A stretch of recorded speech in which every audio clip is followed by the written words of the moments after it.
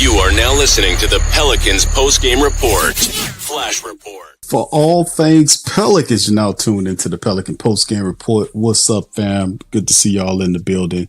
Big Q representing the Flocking Nation. Hit the like button, hit the subscribe button, and by all means, feel free to share the show on social media feed. We in this thing for a PPR Flash report. Pelicans, man, of course, July the 10th. That's Thursday, this upcoming Thursday. The Pelicans have a matchup in the Summer League, man. We're going to talk about that on this episode of PPR as we get going, man. And it's going to be really interesting, man, as we got the top tab starting it off talking about the fact that the New Orleans Pelicans trade that went with Washington. This was something, it was a 3-team trade that the Pelicans, it was announced as completed, and pretty much the 3-team trade was simple. It was pretty much cleared up some stuff too, because we thought Mojave King would have been a Pelican, but he was directed to the Rockets. But this is the framework of the deal that's completed. The Wizards acquire CJ, Kelly Olynyk, Cam Whitmore, and the Bulls 2027 second round pick from the Pelicans. So there you go right there.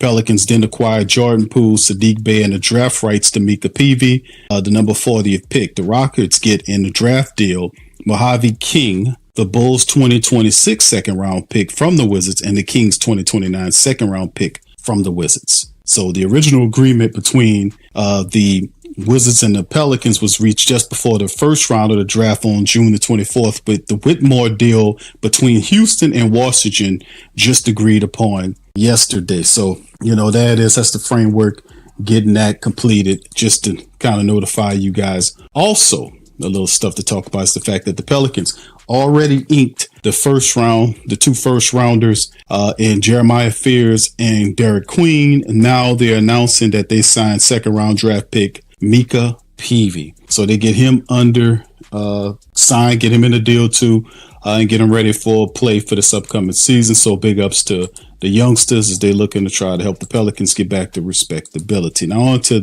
the Summer League stuff that's been going on here as the Pelicans get ready to start that Summer League. They had their first practice of the Summer League. We know Corey Brewer is the coach of the Summer League team, so he was talking about how the young people looked out there, and he's really impressed with them. And we'll see what Corey Brewer does. Now, he's almost 40 years old. He spent 13 years in the NBA, even won back-to-back national championships with University. Joakim Noah L. Hoffa was on that team. And then as upon retiring, when he retired after 13 years in the NBA, transitioned to a player development coach with the Pelicans, and now gets an opportunity to become a coach. So it's good to see him out there doing the thing, man. We're going to keep an eye on what's going on with him as well. So let's move into this side of it. And this is the Pelicans official Summer League roster. You guys can see it. Trey Alexander, we talked about this. A lot of these players we covered on previous Flash reports. If you guys want to check that out, you can go on the platform and look for those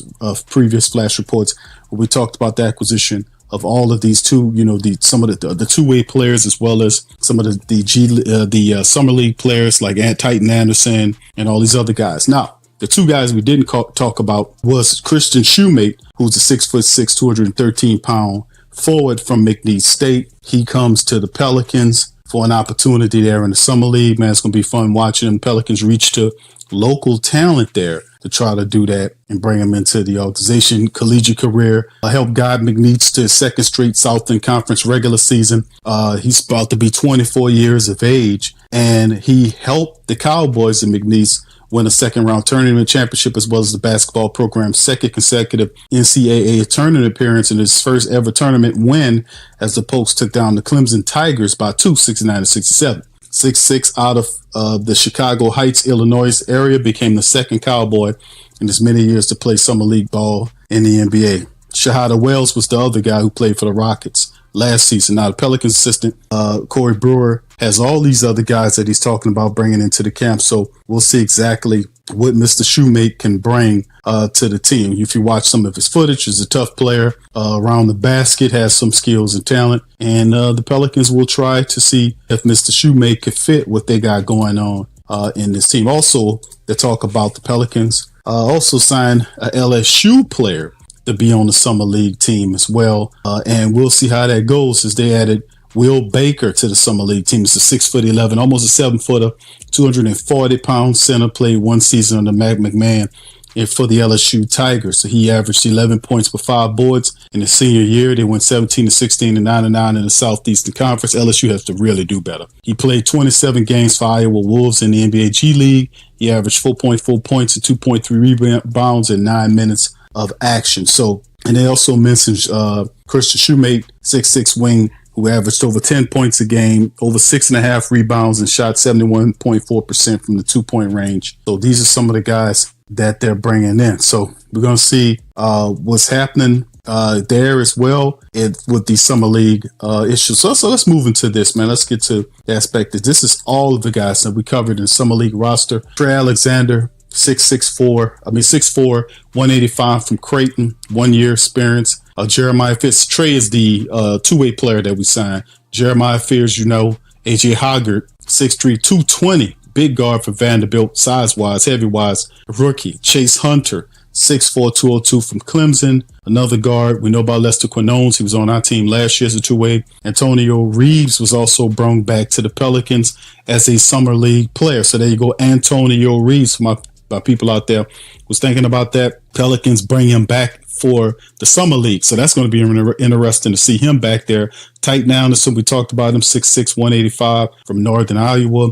Keon Brooks is playing as well in the Summer League, 6'7", 210. Remember, we kind of nicknamed him what we call him, the Tamu Naji. Y'all know, but he played well. Micah Peavy, 6'6", 212, our second-round draft pick. We talked about Mr. Shoemate. Trey Townsend, 6'6", 212, forward from Arizona. Derek Queen, about our first-round pick. We just talked about Mr. Will Baker. Hunter Dickinson, the big 7'2", 260-plus pound Kansas center. And of Eves Mesa. Eves is going to be in the Summer League as well. So 6'11", 236 from Baylor, 1 year of experience. So we don't see Jordan Hawkins on the squad. We don't see Jordan Hawkins. A lot of people assume that Jordan Hawkins, he could damn sure use the minutes, would be there, but he's not on the Summer League. What's interesting is that we do see Eves there. They're trying to give Eves some more work there. It's a surprise to see Antonio Reeves on the list as well, getting back at it. So Lester Quinones is there from the team. Antonio Reeves is playing in the Summer League, as you can see. So we'll see, man. This Summer League team is going to be interesting, man. Do we have the makings of a Summer League championship team? That'd be something that the Pelicans never done before, but they possibly accomplished that. So outside of Fears and Queen, keep an eye on these guys.